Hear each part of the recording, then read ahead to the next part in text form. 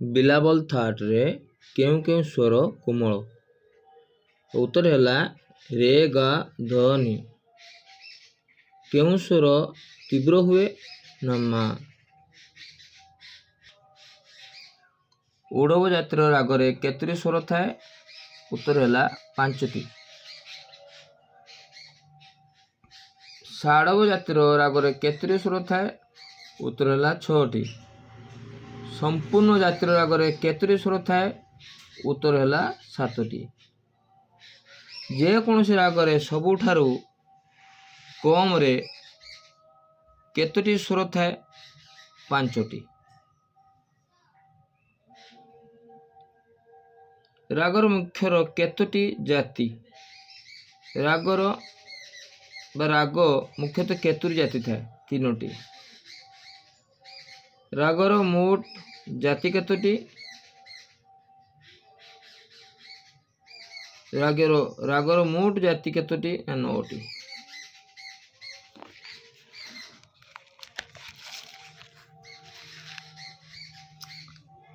ରାଗର ଉତ୍ପତ୍ତି କେଉଁଠାରୁ ହୋଇଛି? ଥାଟରୁ। ପଣ୍ଡିତ ବିଷ୍ଣୁ ନାରାୟଣ ଭାତଖଣ୍ଡେଙ୍କ ଅନୁଯାୟୀ। ପ୍ରାଚୀନ ମାନ୍ୟତା ଅନୁସାରେ ନାଦରୁ ରାଗ ସୃଷ୍ଟି ହୋଇଛି। କେଉଁ କେଉଁ ରାଗ ବେଦରୁ ସୃଷ୍ଟି ହେଇଛି? ବେଦରୁ ମଧ୍ୟ ରାଗ ସୃଷ୍ଟି ହୋଇଥିବା ବୋଲି ଜଣାଯାଏ। ସାମବେଦ, ପ୍ରାଚୀନ ଗ୍ରନ୍ଥ ଇତ୍ୟାଦି। ରାଗର ସବୁଠାରୁ ମୁଖ୍ୟ ସ୍ୱର କାହାକୁ କୁହାଯାଏ? ବାଦୀ ସ୍ୱର। ବାଦୀ ସ୍ୱର ପରେ ରାଗର ଅନ୍ୟ ମୁଖ୍ୟ ସ୍ୱର କାହାକୁ କୁହାଯାଏ? ସମ୍ବାଦୀ ସ୍ୱର। କେତେ ପ୍ରଶ୍ନ ମୁଁ ଦେଉଛି, ଏଇଟା ଆପଣ ଦେଖିଦେବେ, ପରୀକ୍ଷାରେ ଆସିବ। ରାଗର ବ୍ୟବହାର ନ ଆସୁଥିବା ସ୍ୱରକୁ କ'ଣ କୁହାଯାଏ? ବର୍ଜିତ ସ୍ୱର। ରାଗର ଶତ୍ରୁ ସ୍ୱର ବା ଦୁଶ୍ମନକୁ କ'ଣ କୁହାଯାଏ ବା ତା ନାମ କ'ଣ? ବିବାଦୀ ସ୍ୱର। ବିବାଦୀ ସ୍ୱର ସଂଜ୍ଞା ଆପଣମାନଙ୍କୁ ମୁଁ କହିଛି। ଲୟ କେତେ ପ୍ରକାରର? ଲୟ ହେଲା 3 ପ୍ରକାରର। 3 ତାଲରେ କେତେ ମାତ୍ରା ଥାଏ? 3 ତାଲରେ 16 ମାତ୍ରା ଥାଏ। ଧ୍ରୁପଦ ଗାୟନ ସହିତ କେଉଁ ତାଳ ପ୍ରୟୋଗ କରାଯାଏ? 4 ତାଳ। ଖ୍ୟାଲ କେଉଁ ତାଳ ଦ୍ୱାରା ପ୍ରୟୋଗ ହୁଏ? 1 ତାଳ ଦ୍ୱାରା। କେଉଁ ରାଗକୁ ସକାଳ ସମୟରେ ଗାନ କରାଯାଏ?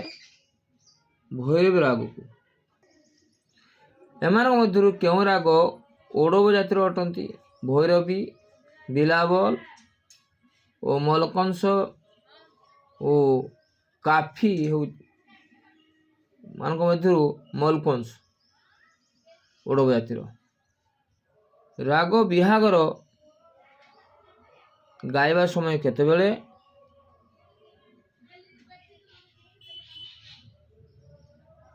ରାଗ ଭୈରବରେ କେଉଁ କେଉଁ ସ୍ୱର କୋମଳ ହୁଏ? ରେ ଧା। ଆଶ୍ରୟ ରାଗ କେତୋଟି? 10ଟି।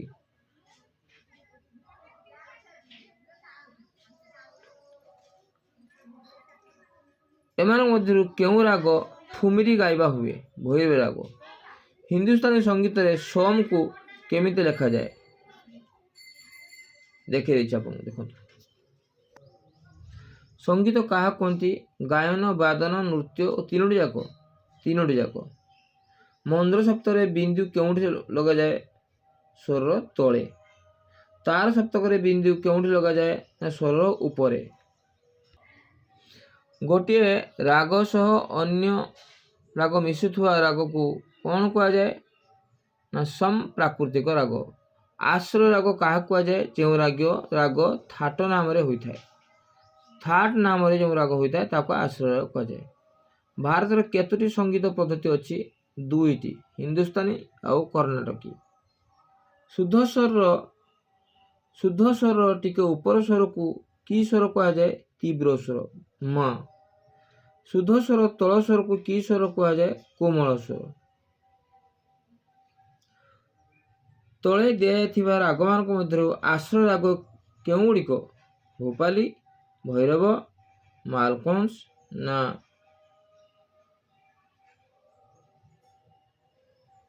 ଶିବରଞ୍ଜନୀ କୋଉଠି ନା ଭୈରବ। ସଙ୍ଗୀତରେ ଗାୟନ କେତେ ପ୍ରକାର? 8 ପ୍ରକାର।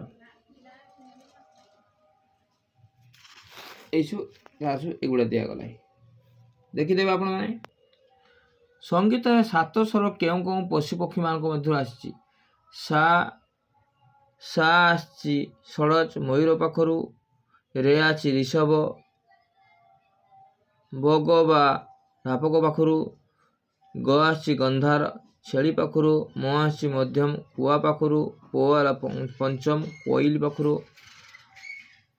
ଧ ହେଲା ଧୈତବ ବେଙ୍ଗ ବା ଘୋଡ଼ା ପାଖରୁ ହୋଇପାରିଥାଏ, ନି ହେଲା ନିଷାଦ। ଏଇସବୁ ସ୍ୱର ବିଭିନ୍ନ ପଶୁପକ୍ଷୀମାନଙ୍କ ସହିତ ଆସିଛି। ପ୍ରସିଦ୍ଧ ତବଲାବାଦକ କିଏ ନା ଜାକିର ହୁସେନ। ଆଚ୍ଛା, ବହମ ତାଳରେ କେତେ ମାତ୍ରା ଅଛି? 28 ମାତ୍ରା। ସଙ୍ଗୀତର ଶ୍ରୁତି କେତୋଟି? 22ଟି। ରାଗ ଭୈରବ ଓ ଭୈରବର ଗାଇବା ସମୟ କେତେବେଳେ? ପ୍ରାତଃକାଳ।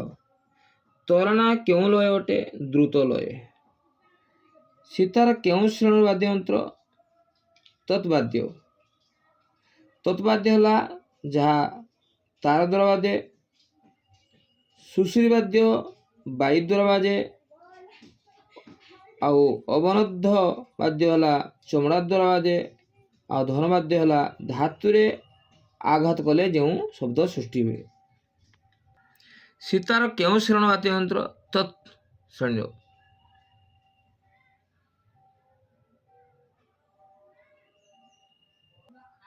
ଷଡ଼ବଗ୍ରାମର ସ୍ମୃତି ବ୍ୟବସ୍ଥା କ'ଣ? ସଂଖ୍ୟା କେତେ? 22।